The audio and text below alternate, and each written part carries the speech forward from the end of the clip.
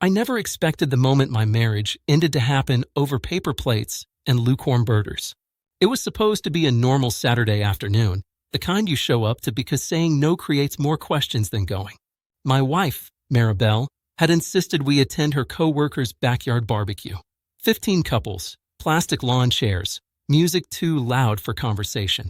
I stayed near the grill, beer in hand, doing what I always did at social events. Smile, nod, let her shine. We'd been married 12 years. Not perfect, but stable. Or so I thought. We paid our bills, shared routines, hosted holidays. No screaming matches. No affairs, at least none I knew about. I believed we were one of those quiet marriages that survived because neither person rocked the boat too hard.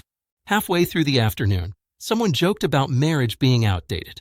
Laughter rippled across the yard. Then Maribel laughed louder than anyone. She raised her glass and said, "Well, that's why we have an open marriage." She said it casually, like she was sharing a favorite recipe. The laughter stalled. I felt every head turn toward me. My name hung in the air without being spoken. I looked at her, waiting for the punchline. It didn't come. She smiled, pleased with herself, and took a sip. I felt something cold settle behind my eyes. We did not have an open marriage. We had never discussed it. There was no conversation, no agreement, no boundaries. Just an announcement. Someone tried to recover with a nervous joke. Someone else asked a question I didn't hear. I stood there, strangely calm, noticing details that didn't matter.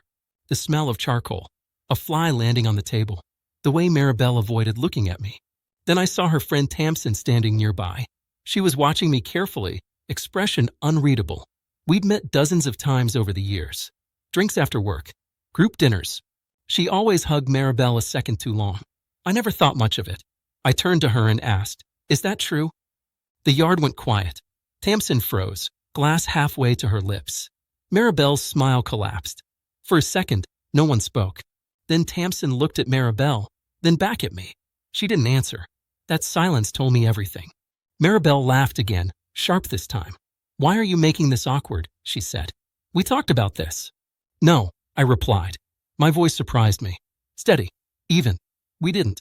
People started drifting away, suddenly very interested in food and phones. Maribel grabbed my arm and whispered that we'd talk later. I gently removed her hand. I wasn't angry. I was clear. I left the party without another word. Drove home with the windows down, letting the air burn my lungs. I didn't call anyone. I didn't blast music. I just drove. That night, Maribel didn't come home. The next morning, she texted that she'd stayed with a friend. She said we needed to be mature about this. She said monogamy was a social construct. She said I was embarrassing her by reacting emotionally. I read the messages once. Then I stopped responding. Over the next week, I learned things I hadn't been looking for. Shared calendars, late meetings, weekend errands. The open marriage wasn't an idea. It was a justification, a retroactive permission slip. She came home 5 days later, confident, rehearsed. She said love didn't mean ownership. She said plenty of couples live this way. She said if I really loved her, I'd try. I listened. Then I told her I was done. She stared at me like I'd spoken another language.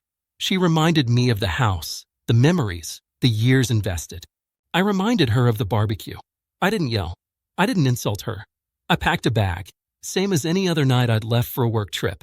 She followed me room to room, accusing me of throwing everything away over a misunderstanding. But there was no misunderstanding. She made a choice. She made it publicly. She made it without me. I moved into a small apartment across town. Quiet, clean, empty. The first night, I slept better than I had in years. No weight on my chest. No wondering who I was disappointing by existing. Friends reached out with fragments of the story.